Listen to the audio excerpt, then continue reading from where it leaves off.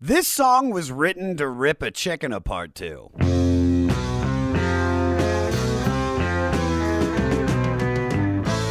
couldn't tell, Biba Alice Cooper. It's Second Coming by Alice Cooper off his 1971 album Love It to Death. It's also number 454 out of 500 on the Spotify original, The 500. What's up, everybody? It's me, your host, Josh Adam Myers, the King of Fleece.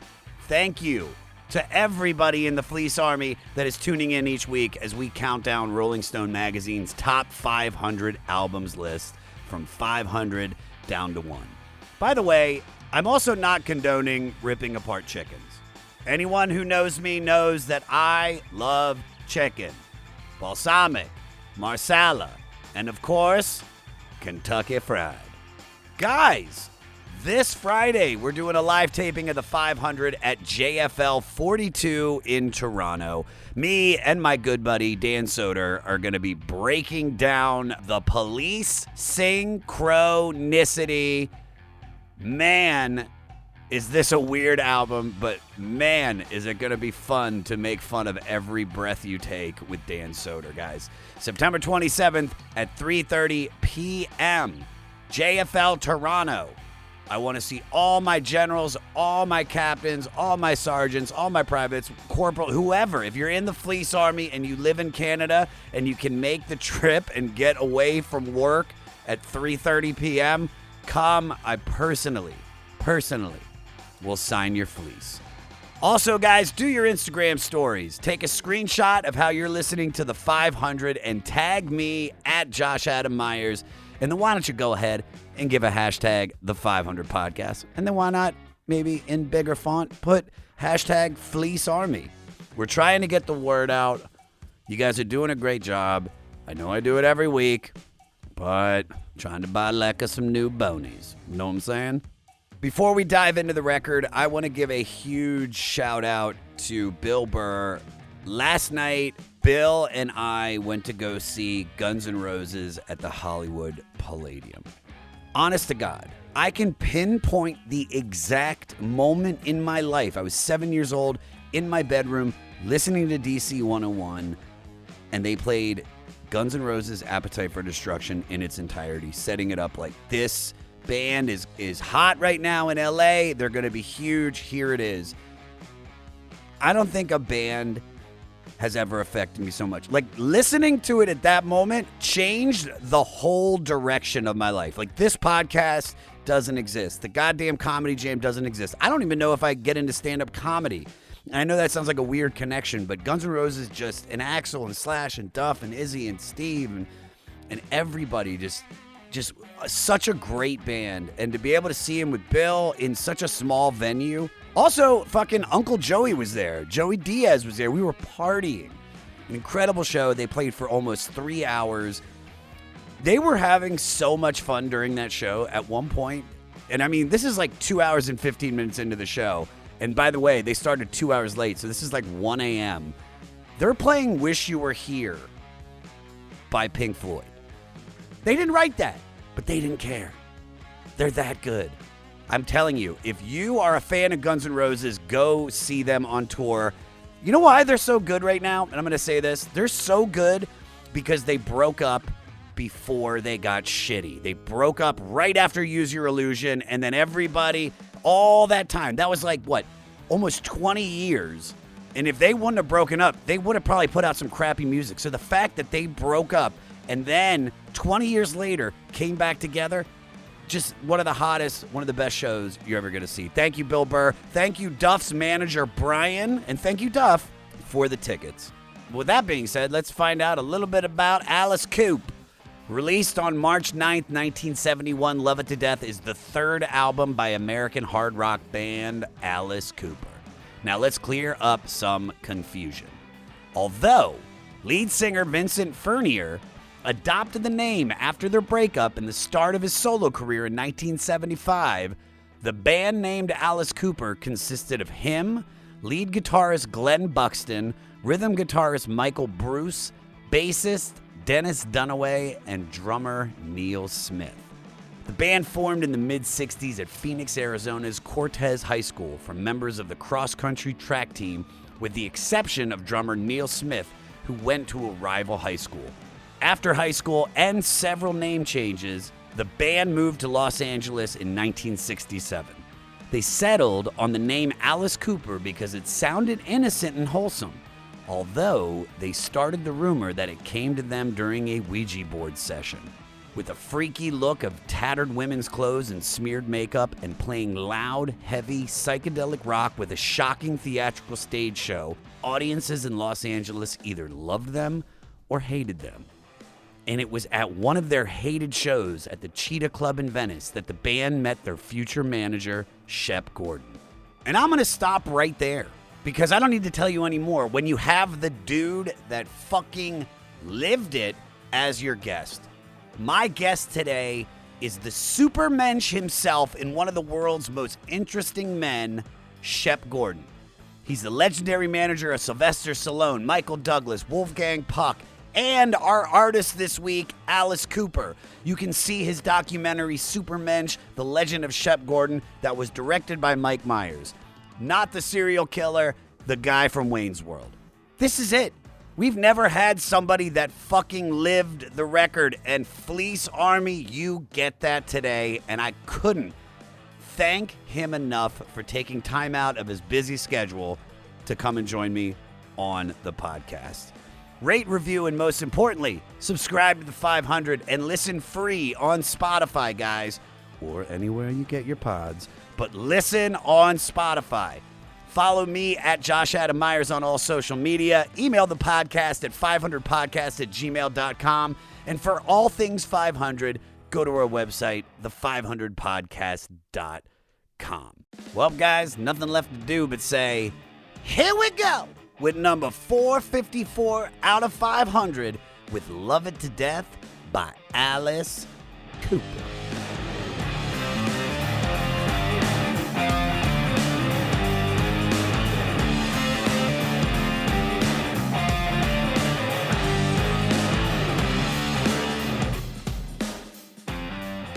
Shep Gordon, Shep Gordon, Shep Gordon, Shep Gordon. You're not going to join in? You're just going to stare at me? I'm going to stare. Well, normally I would ask our guests what was the first time they heard this artist and the album. But instead, I want to ask you what you saw in this band that had cleared the room at Cheetahs in Venice and thought to yourself, I need to work with these guys. Not really the way it happened. It was I had nothing else to do, and were you just out for a stroll, or were you? No, I was I was in a different profession. I was a pharmaceutical salesman at a time when it wasn't legal to be a pharmaceutical salesman. Okay. And I needed to say that I did a job. So Lester Chambers from the Chambers Brothers said, "Are you Jewish?" And I said, "Yeah." He said, "You should be a manager." I said, "Great." He said, "Can you afford to pay somebody $10 a week to manage him?" And I said, "Absolutely." And Alice was living in their basement. So he took me to see Alice and introduced me as a Jew that would manage him. So it wasn't really a taste. It was Alice needed money, and I needed a cover.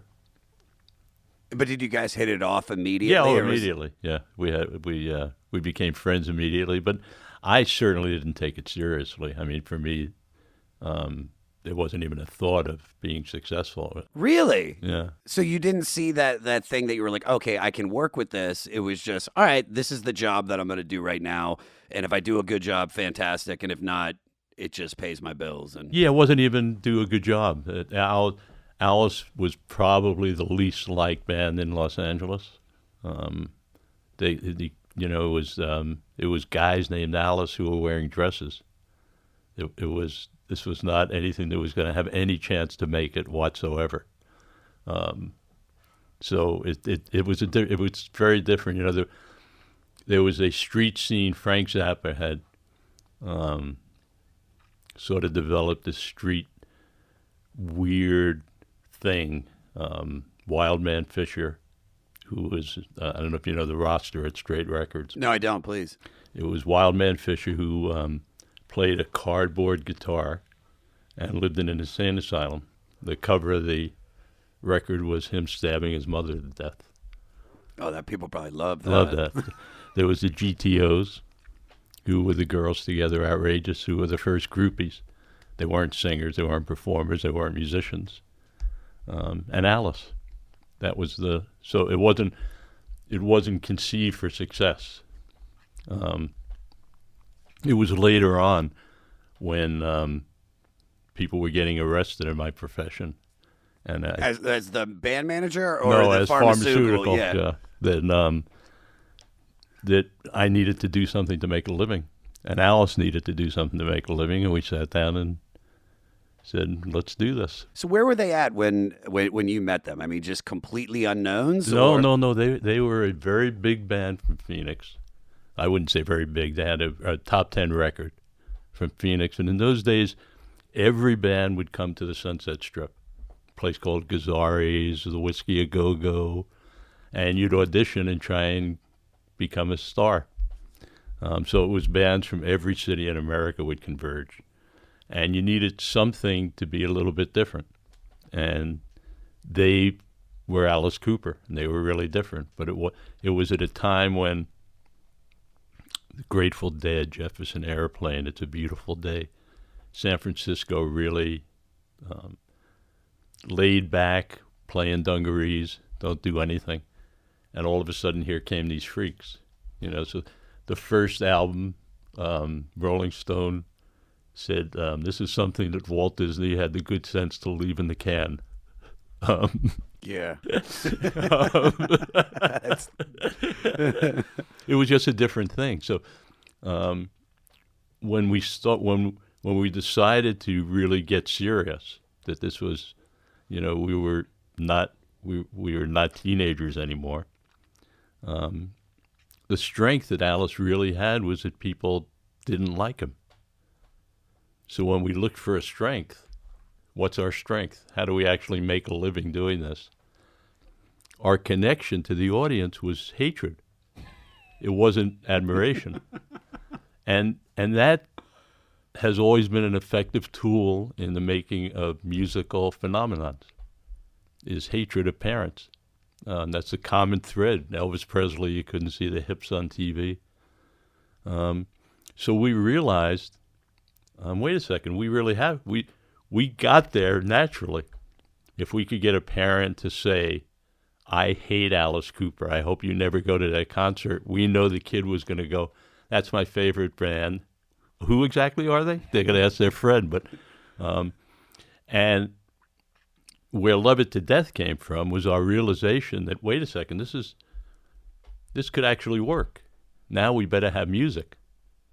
Because if we can really make this work, it's based on good music, which we didn't have. And that's what led us to Jack Richardson and Bob Ezrin. And because this is like right at the beginning of their careers, right? In a sense, because I mean, I know the name Bob Ezrin as soon as I was looking over like who produced the record, and I think Bob Ezrin has been a part of some of the greatest records like ever in the last like 30, 40 years. So how hard was it to match those two guys with Alice? Bob Ezrin had just started work the day that we showed up at Jack Richardson's office. Bob Ezrin had been hired. It was his first day of work. He was a runner. He was hired as, I think, a runner at the office. And my partner and I, Joe Greenberg, we sat in Jack Richardson's office, high on psychedelics, telling the assistant we're not leaving until he meets us. And we have this band, Alice Cooper, and we wanted to produce him. I love that you were like, all right, we got to get ready for this huge meeting. Grab the mushrooms, a little bit of blotter. I got to be on the top of my game. I got to be at the top of my game. Those were the days. Bob tells the story of Jack coming in saying, okay, your first job is get rid of these two guys in the office. And we talked him into coming to Max's to see Alice in New York. We didn't know it was his first day of work. We thought he actually was somebody. Yeah. And Jack said, okay, you can go, but you have to say no. And he came to Max's and he got it. And he said yes. How great is that? All right, well let's get into the records. So our album is number 454 out of 500, and it's the third studio album, Love It to Death, by Alice Cooper, released on March 9th, 1971, and as like you said, produced by Jack Richardson and Bob Ezrin. For me, the Alice Cooper that I knew was, poison running through my veins, and that's what I was expecting when I was putting this on. I had no idea that this was going to be in a sense, a psychedelic adventure, through different styles of music. Like when it gets to a couple songs that are in the middle, I was like, I can't believe this is Alice Cooper. Like I had no idea it was going to go in that direction. I was expecting shock rock, the stuff that I knew that was popular, like Teenage Frankenstein. No, basically garage rock. I mean, it's garage rock. It's, it was the real Detroit kind of garage rock with good production. No, incredible production. I was completely blown away when I first started listening to this record. And I mean, some of the songs are a little bit longer than others, but I felt every song that was in the record fit the whole sum of the album. Like it almost had to be the order of those songs to make that record work. All right, well, let's dive into the record. So it opens with Caught in a Dream. Peter, can you play the intro for me?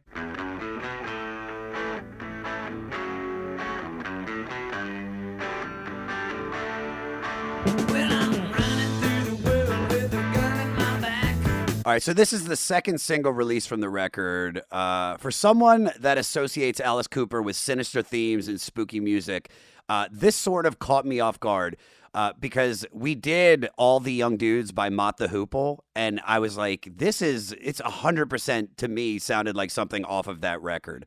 It's something that I wouldn't expect. Now, this one was written by guitarist Michael Bruce, and it sounded like they were already skeptical about the results of the fame they expected and the success they deserved. What would you say is the biggest misconception you've had about what success would be like? I don't know if I had any expectation, but it's sort of like a railroad train. You don't really know you have it till it's there and sort of over. So it's a strange word, success.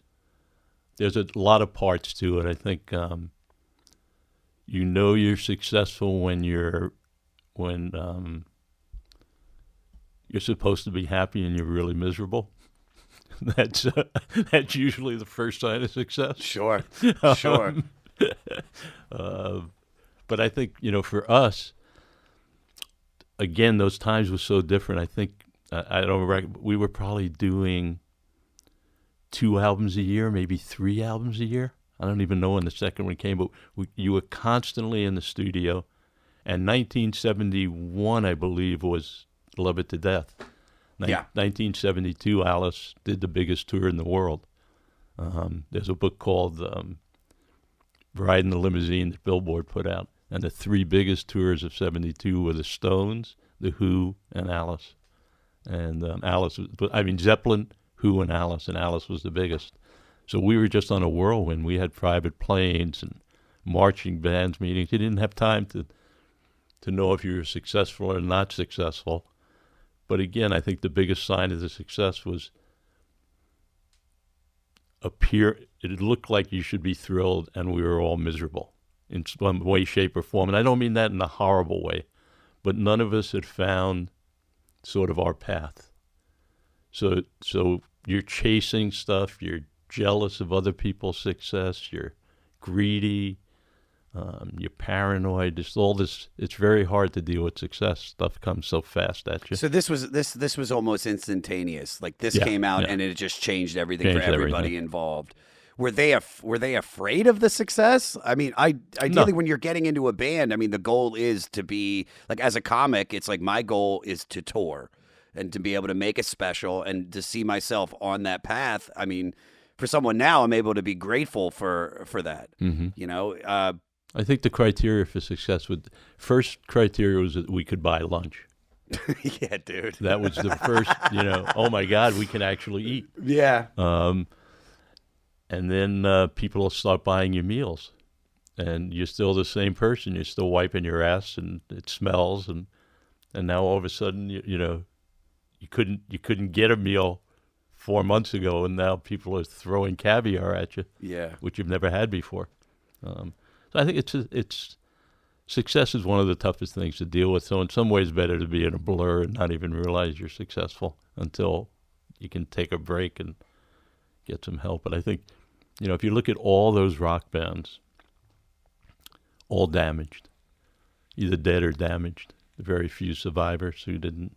Alice went to rehab.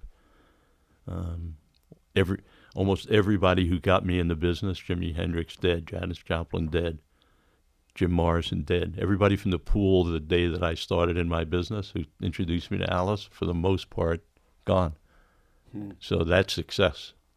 And, it depends. Well, I think some people handle it Yeah. a lot differently. Some people never feel deserving of it. It's very tough. When I had my TV show on Comedy Central, that was probably the most depressed I've ever been. Yeah. Success is tough. Yeah, it definitely, especially too, because then, like you said earlier, it's like when you are getting all the material things that you thought were going to make you happy, and you're still stuck with that empty feeling on the inside. That's when you hear about these rock stars killing themselves. Yeah, exactly. Because they just like, well, I have everything.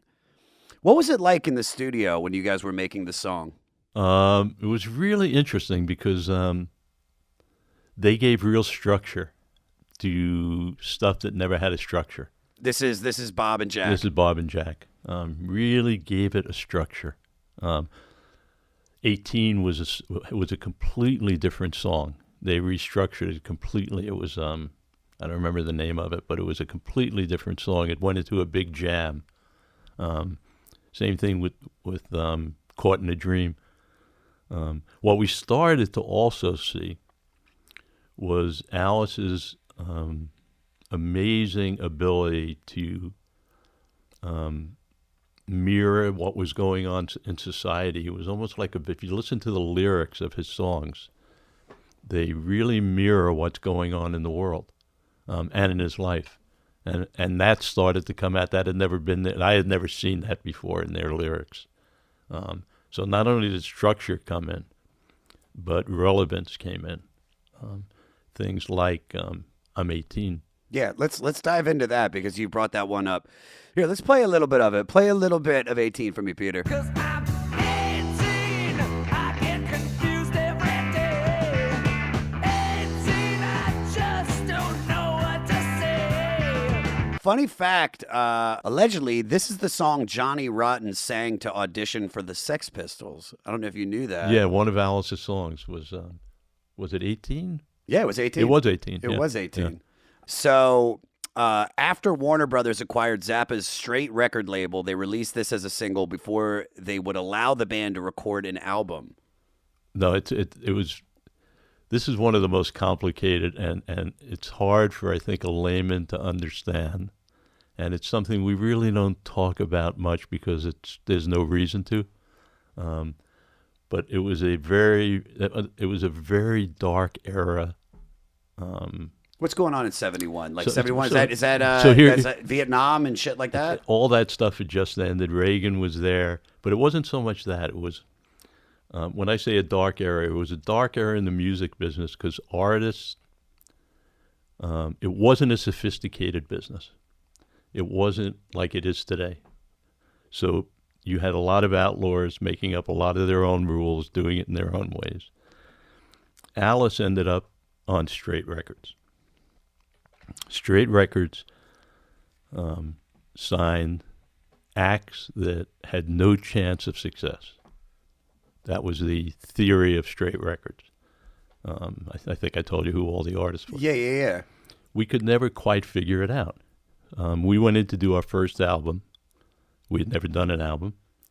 Went to Whitney Studios in Burbank for Straight Records. And we thought Frank Zappa was the producer. And we showed up at 9 o'clock in the morning to Whitney. We met Frank Zappa's brother, who was at the board. Frank showed up about 9:30 and said hello to everybody. and said, I'll be back at 5 o'clock to pick up the album. And we, okay. And so the guys were sort of tuning up. And at 5 o'clock he came, he took the tapes, and that was it. That was the first album. 8 hours of tuning up. If you listen to the first album, you will understand. But we thought that's sort of how you did a record. Then I met some guys from, I did a festival in Toronto with John Lennon, and I met Neil Young's producer, David Briggs, who was the first real producer I had met. And when I told him, he said, nobody does an album in 8 hours. You actually go in and spend a week, 2 weeks, 3 weeks. So, wow. So we got him to do the second album, but they would only give him enough money for 3 days in the studio. That was Easy Action, I think it was called. So now we started to realize that we're never going to have a hit record unless we bring in somebody who can really do a record and can fight straight records. So I find Jack Richardson. Jack commits to do it with Bob Ezrin. Jack was the hottest producer in the country because of the Guess Who. So when I went to Warner Brothers, who were distributing, and I told them I had Jack Richardson, they got really excited. In those days, producers were the whole game. That was the game for the record companies. They went to Straight Records, and Straight Records said, no, you can't do it. Why can't you do it? Because he'll give them a hit record. Well, what's wrong with a hit record? Well, no one can hear this. It's the producers. It's an economic decision. They had gotten a lot of money to give albums to Warner's, but they only spent 1 day's recording. The only way they would have to pay Alice Cooper any more money is if Alice Cooper sold records. They didn't want us to sell records. So, but Warner's wanted to work with Jack Richardson. So a fellow named Clyde Bikimo there took money from the Doobie Brothers recording budget and gave us the money to do our first 4 tracks, unbeknownst to Straight Records. So that's why it's on different labels. If you read about Love It to Death, it's on Straight label for a while, then it's on Warner's, and it's on Straight. Then they made up the story that Warner's bought the label, and that's why it was on different labels. Well, this is their first like hit song, right? 18, Which destroyed the label. Ah, Because now they had to pay us. That's the only way they would ever have to give up the money. yeah. They had to pay us for the record. They're like, it's rising. Fuck. Yeah, it's the producer. Fuck. It's supposed to be below 300. What the fuck? So now we get a hit record Yeah. with 18. How happy was Alice though? I mean, that has Alice to be is thrilled. It's thrilled through the roof. Warner's right? is thrilled. Straight Records sues You're Warner. high on Straight- mushrooms. Straight Records sues me, Yeah. sues Alice, sues Warner's for getting a hit record. Sues us. How do you fight that We lawsuit? went to court for 4 years. 4 years. We were in court for Did the judge just look at this and go, "This is fucking ridiculous"? No, throw this shit because out? Warner sort of sided with them in the end, and it got ugly. We lost half our publishing, but we got the hit record. We got to finish our album. We got Warner's to put up the money to finish the album, and we got them to buy out Straight Records, so we didn't have to deal with Straight Records anymore. And then the career began. All right, that then goes into "Long Way to Go." This song is where the title of the album comes from. Peter, play a little bit of "Long Way to Go" for me. Silence is speaking, so why am I weeping? I guess I love it to death. The song is about reaching a personal destination and how one might even have to sacrifice relationships to make it. What have you had to sacrifice to find success? A lot of my personal life. I mean, really now first starting to get more of personal life. But I was a workaholic for most of my life, and it's I chose a profession that probably if I went back again, I may not have chosen the same profession. Really? Only because, as a manager, if you become successful, you're managing a lot of artists. And each of those artists only have one life. So if you have 15 artists and you win with 14 and lose with one, you've lost one life. That's a heavy burden. So it's hard to find. For me, it was always hard to find time for myself, knowing that that was taking away from maybe the chance of success. Because I've had artists I work with that I'm not proud of. I didn't get them through to the end line, and they only have one life. I go on with mine. But was it with those artists that didn't? Was it because of their music, or was it? Are you saying it's because You of never just know. you not having Yeah. enough time to You like, never focus you never on know, them? but when you sign on, you take on the at least I took on the responsibility of bringing their dream to life. Yeah. That's sort of my job, was to bring a dream to life. So an artist like Majik Fashik from Nigeria, who's one of the most beautiful people I ever met, I couldn't get across the finish line, but it's human stuff. It's hard to just, then go to a movie and, have an ice cream sundae. Yeah. All right. So this next song kind of caught me off guard. Black Juju. This song is long. And are you ever like Alice? The song is great. Can we cut this down to about 3:50 instead of doing a 9-minute skull and bones jam? I would say this was probably a compromise between Bob and the band. Black Juju was a very effective on-stage song. Oh, I can imagine. Yeah, I can just imagine the atmosphere that he's creating, especially with those slow beating drums that go on for about like 2 minutes, and then the sinister organ slides in. And Dennis Dunaway, who was a very, very strong musical contributor to Alice Cooper, a marked difference without Dennis in the band. He really was the father of those Black Juju type of moments. And I think this was really a Bob Ezrin, I wouldn't compromise, not the right word, but collaborative effort to give Dennis his voice in the record. I don't remember, but it's probably written by Dennis, and I don't know if it was the whole band. Yeah, it was written by Dennis Dunaway. Yeah. So play a little bit of Black Juju for me.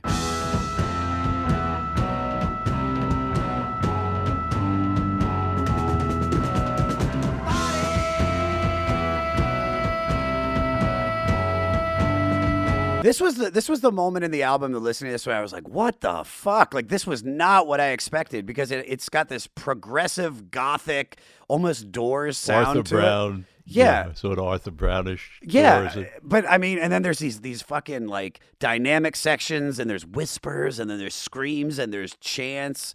Like you said, it was written by bassist Dennis Dunaway, and it seems to talk about a syringe-related overdose and death, and the body getting eternal rest, and then maybe waking up and coming back. I guess that's the juju part. Right.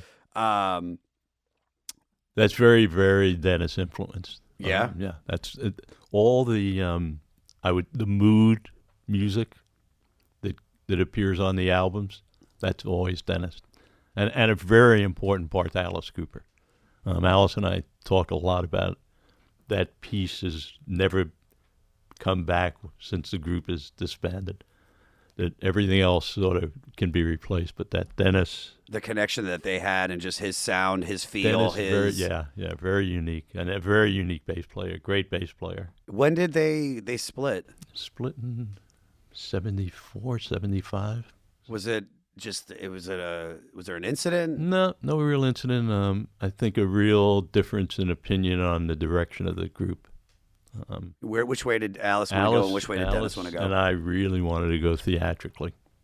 We felt that the theatrics really define what Alice Cooper was, and the concept of telling a story on stage was really important to us, not just a series of songs. And Alice and I chose to just go on our own. But he didn't leave. He was asked to leave. Oh, wow. But in a very, I mean, we're all great friends. They all Sure. play together all the time. They just did a documentary together. Dennis played with Alice, I think, 3 weeks ago. All stay friendly, but a difficult choice. All right, that goes into "Is It My Body," which is probably one of my favorite songs on the record. I Peter, agree, yeah. play a little bit of that for me. Have you got the time to find out who I really am? Oh. So this was the B-side of "I'm 18," and also, in my opinion, is probably the sexiest song on the record. And I also can hear from the way that he's singing, like how Glenn Danzig might have been influenced by Alice Cooper.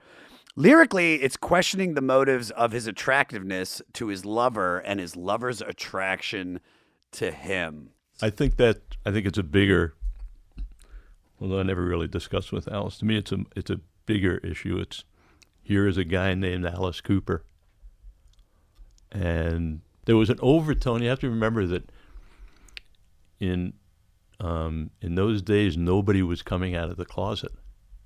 Gay was a different kind of a thing. So for anybody to call themselves a female name, being a male, whether they were homosexual or not, and then to deal with those issues, to talk about your body, these were things, nobody came out of the closet. It was... How much backlash did he get because of calling himself Alice Cooper? We got more for the animals than we did for the sexuality. Because it was right at the edge of it coming out, I think we got more acclaim than beat up for it. I mean, there were a lot of rednecks who went crazy, but that wasn't our. Who the hell is this goddamn Alice Cooper? But we definitely had the ASPCA every single night. I can imagine. Every night. Oh, I can imagine. Yeah. Well, we're talking, but what I got from the song was maybe about using people. Have you ever felt used? Oh yeah. I mean, I think humans tend to do that, but I don't use me. Go ahead. It's okay. Well, I don't want to get sidetracked, but I can't let the opportunity pass to hear about the famous and now infamous phrase you coined to describe the transactional agreement to gain entrance to Alice Cooper's after parties. You want to tell me what it is? Yeah, I don't really, it's so funny how times, I just read this book, Homo Sapiens, and it's so interesting how times change what reality is and what opinions are and what things are. So when I was on the road with Alice, it was a crazy time. We did, we were on the road. We didn't even have houses. We were on the road.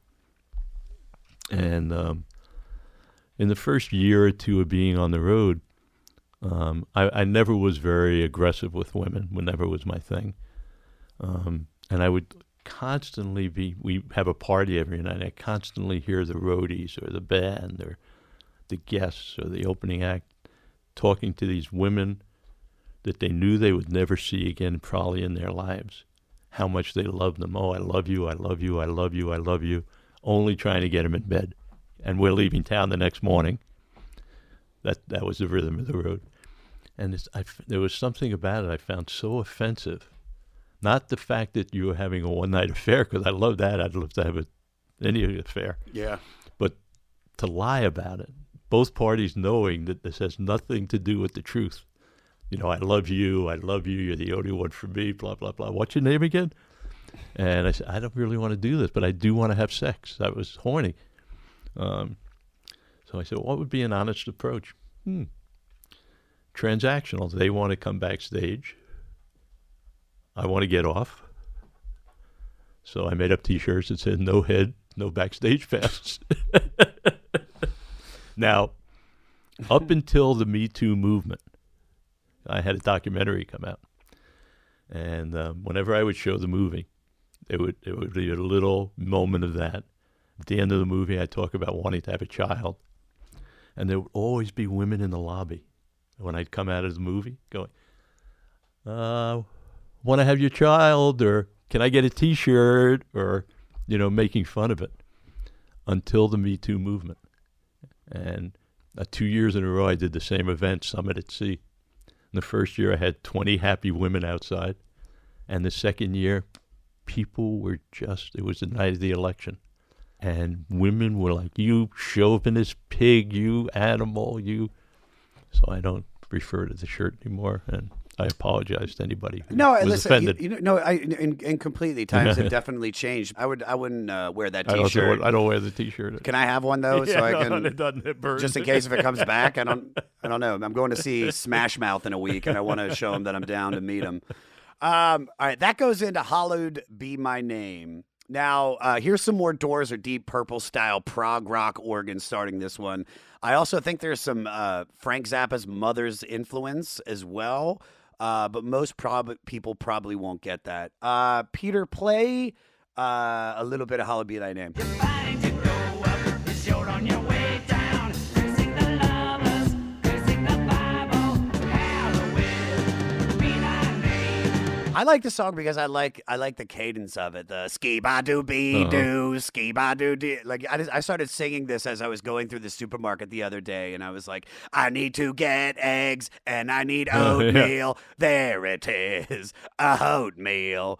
It's overpriced. It's fun. The theme sort of reminds me of John Lennon's infamous quote about the Beatles being bigger than God, but weaponized even more extremely to freak out square religious parents. What do you think? Well, I think, there's an underpinning to all of the Alice Cooper stuff, which is his steeped in religion. His father, a minister. His grandfather was the head of the Church of Jesus Christ.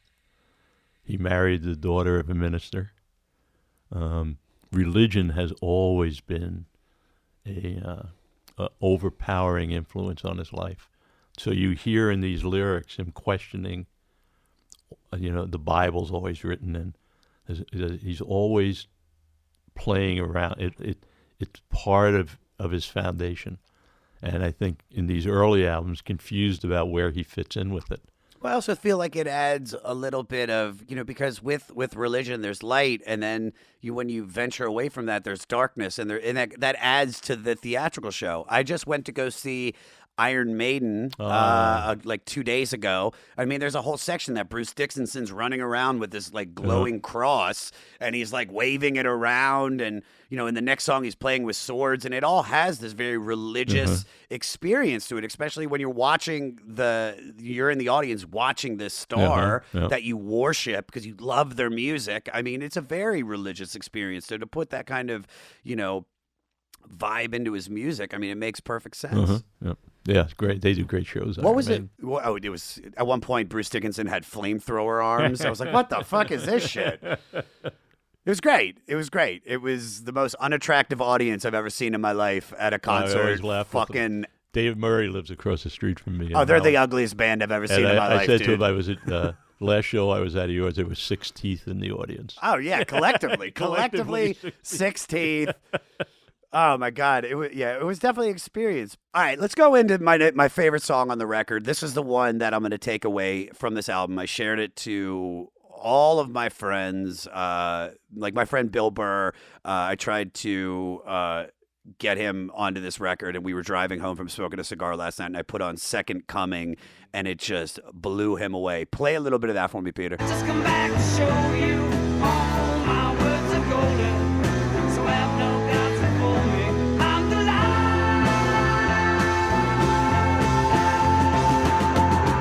I fucking love this song. Yeah. There's that during that little part we just played. There's this little offbeat that just it's almost like it's not on the 4, but it's probably on the 3. I don't know music well enough to discuss this. But God, it's just the second I heard this song, I was like, this is why this album is on this list. It's a really good combination of Ezrin's influence and the band's influence. Oh, it's coming incredible. Together. It is incredible. When I was talking to Morty about it, he says it sounds a little bit like a 60s British beat group exploring psychedelica, and clearly seems to be about Jesus coming back. But apparently, this is also about how the Beatles had released the Phil Spector-produced single, The Long and Winding Road, and everybody praised its heavy orchestrations as if it were the second coming of a composer like Beethoven. Now, that song also kind of follows suit. It's like it's part of a longer flow in the album, which brings us to the Ballad of Dwight Fry. One of my favorites. One of your favorites? Why is it one of your favorites? Because it's so Alice.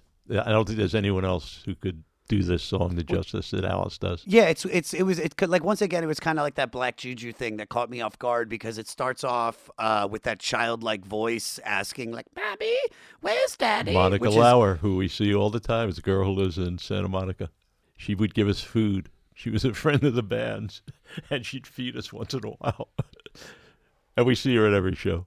Yeah. So wait, how old was she? She was our age. Oh, okay. God, I was like, Jesus Christ. I was like, Mommy, I thought it was like an where's 8-year-old girl. No. Yeah, she fed us. We were homeless musicians. She came outside. She couldn't tell her parents because we would have creeped them the fuck out with all of our boas. So it's the first Alice Cooper song that really addresses mania, insanity, and being committed, themes that would be revisited many times late on his later records. Play a little bit of Ballad of Dwight Fry, Peter. I didn't wanna be. I didn't wanna be. I didn't wanna be. See my lonely. Not one more. Let me alone. I didn't wanna be. Don't touch me. So this does actually sound like he's having a mental breakdown. And Bob sort of did that in the studio. He made him almost have a mental break. How so?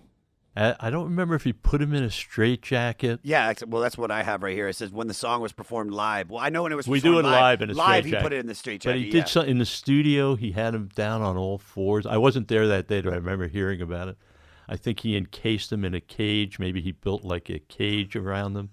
But for us, it was really significant because it showed us the power of one on the stage, and it showed us how powerful Alice could be. When you're designing a show, normally it's, especially rock and roll, the picture frame is big, and there's action in every corner of the picture frame. Lights are going, people are moving, things are doing. And when we staged Dwight Fry, we did it in one spotlight, Alice in a straitjacket.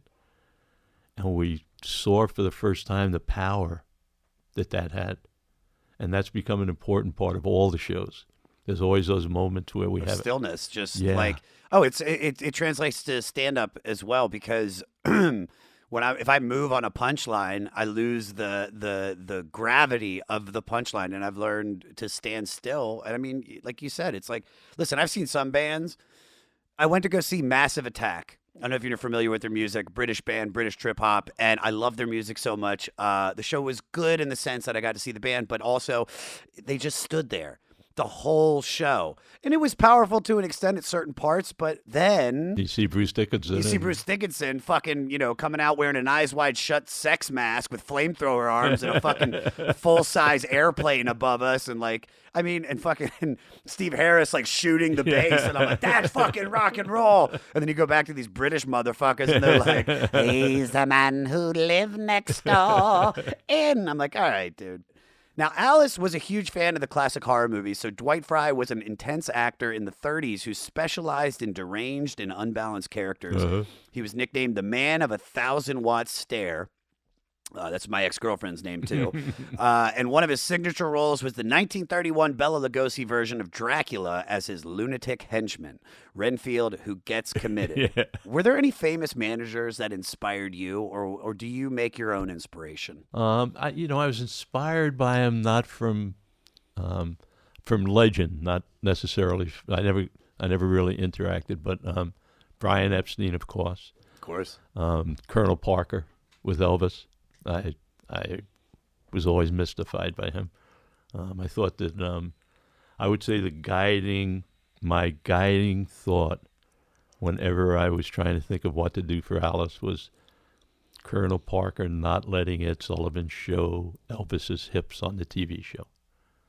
He accepted putting Elvis on Ed Sullivan as long as they agreed not to show his hips. But Elvis had such good hips. And that's what he used. That's what broke Elvis. The hips. Was the families around the TV and the parents saying, he's so disgusting they won't even show his hips. And the kids are like, fuck God, I just want to see his hips. Yeah, so for me, that was... How are Alice's hips? Did Alice look kind of bony? I'm not going to lie. Bony. Little bony. Little bony baloney. And then just a lot of guys. Andrew Oldham from the Stones, always loved what he did. Freddie the Man, as a contemporary, was an amazing manager. And now I see a whole group of the young guys, Scooter Braun. So a lot of them. So I know you mentioned it earlier about being controlling these people's, not controlling, but you have these people's careers, not just careers, but lives in your hands. So where did you get the strength to be able to handle that, to then do this job? Yeah, no idea. The psychedelics? You had a good trip yeah, one maybe. day? I mean, I think when I my process. I mean, when I think about what my value is for these artists, I always felt my value was sort of trying to define what their appeal is in a few words, and then creating, not waiting for news to happen, but creating news that reinforces that image. That would manifest itself in, Alice throwing the chicken, or Teddy Pendergrass doing for women-only concerts, or Luther Vandross doing weddings live on the air. All, with Luther it was romance, Teddy it was sex. So that was always where I saw my value, and the way that I would get to that is really through cannabis. I would get into a quiet space, smoke cannabis, and I could sort of time travel in my mind to ahead of the career and think about, wow, I'd love to pick up a newspaper that shows 10,000 screaming women throwing panties at Teddy on the front page of the LA Times to get white women to want to look in. So instead of waiting for that to happen, you manifested it. You manufacture it. Yeah. And so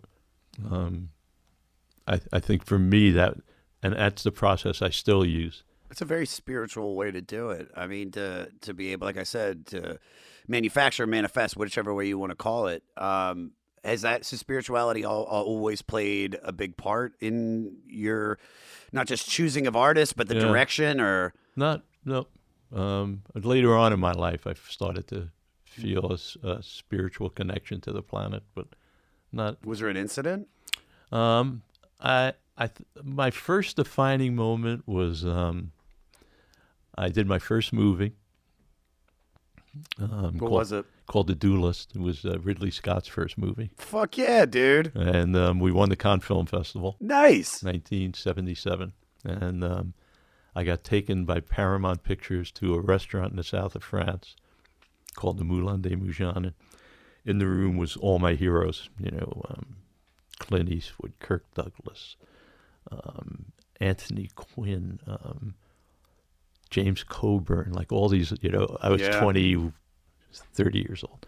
And I was an abuser of everything, drinking too much, snorting too much, way too much jewelry, the white Rolls Royce, married to the Playmate.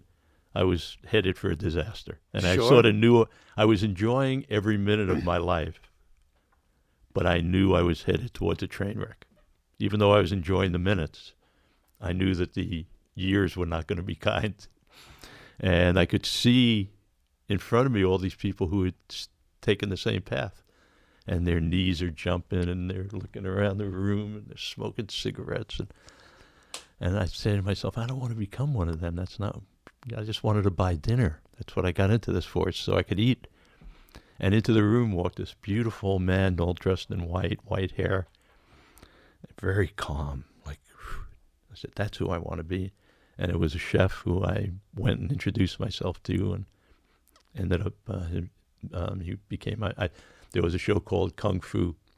Oh, yeah, I remember. And I said to him, I would like to be your grasshopper. He's like, first thing you got to do, take off all those bracelets. Yeah. You got way too many bracelets on, dude. Yeah. So he let me follow his life for the next 25, 30 years. Wow. And really changed my life. He gave me a way to do what I do and be happy and be content. And for him, it was really through service, which came into what I was doing for my job, was service. So it all started to come together for me. And that's when I started to think about higher purposes and just eating. I think that's a perfect segue into the final song on the record, which is Sun Arise. which is such a I don't want to call it inspirational, but just from everything else we've been listening to on this record to end with this song. I mean, it really puts you in And a I good think mood. this is the only thing they didn't write. I think this was Ralph Kemp. Is that right? Yes, Rolf Harris. Ralph Harris. So it's a cover of a 1960 song by Australian pop artist Rolf Harris and the song was produced by a pre-Beatles era George Martin. It starts off like a Pink Floyd song, and then it becomes something of a spiritual salutation to the sun. Peter, play a little bit of it for me. Sunrise, whoa, sunrise, whoa, sunrise, whoa. It's just such a dark, Black Juju is on this record, which sounds like people have been, cannibalized to it. And then you fucking have a lot to do when the sun shines a blowing, la la la la he.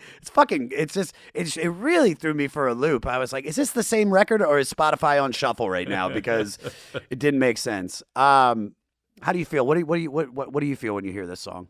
For me, it brings a great smile to my face because it was the opening of our show for so long. You play this. We would start the show with Alice under a cloth, and he'd have a hammer. And the show would start without lights, and slowly the lights would pulse on. Sunrise, do-do-do-do-do, and then he'd come up from out of the cloth. But we did that for years. That was the opening of the show. So that's how I really relate to it. Just how many memories you have of just watching them start it and know that the crowd is in for a real treat. Real treat. That's great. All right, let's. Do you want to do some facts? Sure. Let's do some facts. Here's the facts. Soda, the facts. All right. The cover of the album was censored after it was released. When you first look, you see a black and white photo of the band in a spotlight, all made up and grouped together in their stage clothes. But if you look at Alice's well-positioned cape at about crotch level, he had his thumb sticking out, which is something I would have done. The record was re-released with his entire arm, including his offending thumb, airbrushed out. How did you deal with this and all other Truthfully, censorship? I don't remember it at all. Really? Yeah. We had a lot of stuff that we had to deal with, but I don't remember this. I've read this many times. Thumb dick. Yeah. That's what college students It's something do. we would have done. Yeah. Yeah. But I really don't remember it, which is wild. But I have read it so many times that it must be true. Well, is there anything that you wouldn't do or didn't do to achieve career success? And not just with Alice. I mean, just a blanket statement. I mean, we never leave blood. We try never to hurt anybody, or do. My philosophy always was winners and winners. So I never tried to do winners and losers. A lot of managers, a lot of acts believe in winners and losers. And my theory always was winners and winners. And if I had acts that didn't like that, then we didn't work together. But I was always very vocal about that up front. The things I would tell acts is I probably won't make you the most amount of money. And I'm not going to fuck anybody over for you. But chances are no one will need to know your last name. You're going to get down to a one-name artist. So if that's what's important to you, if making the most amount of money is important, find someone else. Because that's not what I do. You wanted to make icons. Yeah, that's what gets me off. That's my joy in it. And that's what I did well. And I wasn't, you have to be a certain type of person to want to get all the marbles. I was always happy to share them. Sure. There's enough for everybody. Yeah. All right. In the summer of 1970, the band appeared at the Strawberry Fields Festival, a Woodstock-like event near Toronto, Ontario. They stood out amongst the other hippie bands and freaked out the audience. As Alice Cooper said, we were into fun, sex, death, and money when everybody was into peace and love, and we drove a stake through the heart of the love generation. It's close. It was a Toronto Pop Festival. Okay. First time John Lennon played without the Beatles. I produced the show. Okay. It was Plastic Ono Band, Jim Morrison, Alice, The Doors. And that was the time of the chicken incident. That was the night of we're going to get to that. Don't worry. But besides that, what was the weirdest gig you've ever played? Yeah, I don't know. Fort Huachuca. Tell me about it. That was my first gig with Alice. For First of all, the place called Fort Huachuca, which just means it's going to be fucking interesting. They came from Arizona to L.A. So I got a call from like a Sergeant Bilko. His name was, I don't want to say his name actually. But he was the, he ran the Family Activity Center at Fort Huachuca, Arizona. He was the sergeant in charge of it, like a Sergeant Bilko. And he called up and wanted Alice to come play at Fort Huachuca. And I didn't even know what to do. I had never booked a gig or done anything, but they wanted to pay $500. It seemed great, so we took the date. And I went with them. It was my first show, and we show up, and they had advertised him as a stripper with a band, Alice Cooper, and had sold the tickets on the pay line at the Army base. So when we showed up and Alice got up on stage, these 5 guys, they started throwing stuff. They started throwing stuff at us, and it was wild. We had to run out of the place. Oh yeah, I can imagine a bunch of horny soldiers. So now it's maybe 2 years later, and I get a phone call from Joel Siegel. I don't know if you remember Joel Siegel, ABC TV. Familiar, yeah. He did the movie reviews on ABC TV. He was the press person at Fort Huachuca when Alice played that day, so he had my number, and he had just moved to L.A., so and we became friends for life, but that was the weirdest. Oh, that's great. All right. Now for the most important question, and it's what we've all been waiting for. I think it's why people tuned in. Chicken, fried or balsamic? No, I'm just kidding. So easily the most famous story, of course, about Alice Cooper happened in 1969 at the Toronto Rock and Roll Revival Festival. Would you care to elaborate? Alice was on it, I think I had mentioned, with John Lennon. He played between John Lennon and the Doors. And in those days, we ended the show with a feather pillow. Alice would break open a feather pillow and shoot CO2, and it would cover the stage with feathers and look beautiful in the lights and get people standing up because they get hit with the grill and grab the feathers. And as we drove in, there were feral chickens. It was outdoors at Varsity Stadium, and there were some feral chickens. And when I saw the feral chicken, I said, "Oh man, people would really get pissed off if Alice threw the chicken." So I didn't say anything to him, but when it came time to the chicken thing, I took the chicken and threw it up on stage, and I had no idea what he would do with it, but I knew people would get pissed off that there was a live chicken on. Eventually, I could get a journalist to write about it, Sure, and get really pissed. Well, he thinking chickens could fly, because neither one of us ever were on a farm, picked it up and threw it in the audience. But chickens don't fly; they drop, and it dropped, and the audience just ripped it apart. They were so frantic. And that became, the next day the headline was, Alice bites the head off of a chicken and drinks its blood. And we don't ever say it's not true, because this is the greatest story ever for what we were trying to do. And that really was the breaking point. All right, well, final thoughts on the record. I love It to Death. I mean, for me, that's still, Billion Dollar Babies, Love It to Death are probably 2 of my favorite Alice Cooper records. It was incredible. Yeah. It really, really was. For someone like me, like I said at the beginning, that was a very passive fan of the hits of Alice, to really hear his full record, especially one early on. You could see how he would suddenly grow into the artist that he became. Yeah. And it was great. It was also great being able to sit down and talk with you today. Thank you. Good to be here. Thank you so much. It was my pleasure. Pleasure. Thank you, brother. Thank you.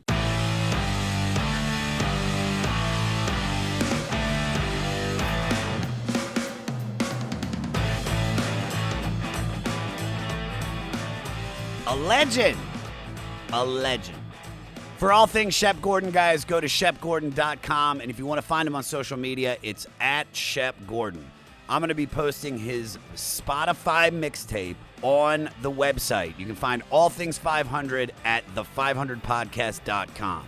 Email the podcast at 500podcast@gmail.com and follow me at Josh Adam Myers on all social media. Like I said at the beginning, live taping of the 500 at JFL 42 in Toronto. Come see me and Dan Soder break down Police's Synchronicity on September 27th at 3:30 p.m. If you're in the Toronto area, make it out. Don't forget, guys, subscribe to the 500 on Spotify, your favorite platform, my favorite platform. And if you guys are listening to this on Apple Podcasts, please leave a 5-star review. Do it.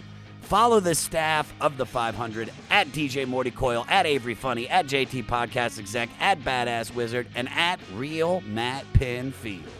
Now, we just listened to Alice Cooper from 1971. For new music this week, our music director Matt Pinfield selected White Reaper. White Reaper are a young rock band from Louisville, Kentucky. Their influences range from Alice Cooper to all the way to Thin Lizzy, and then throw in some Cheap Trick and some Cars. Their reputation for incredible live shows has them constantly out on the road. Listen to their new single, Might Be Right, on Spotify. And you can find all of that on our website at the500podcast.com. And if you guys were in a band and were directly influenced by one of these albums or artists and you want your music featured on the 500 website, send your song to 500podcast@gmail.com. Make sure you put the album and the artist that influenced you in the subject line. Next week is EPMD week with their 1987 album, Strictly Business. You got some homework to do. Listen to it on Spotify. And what do we say every day? Stay fleecy.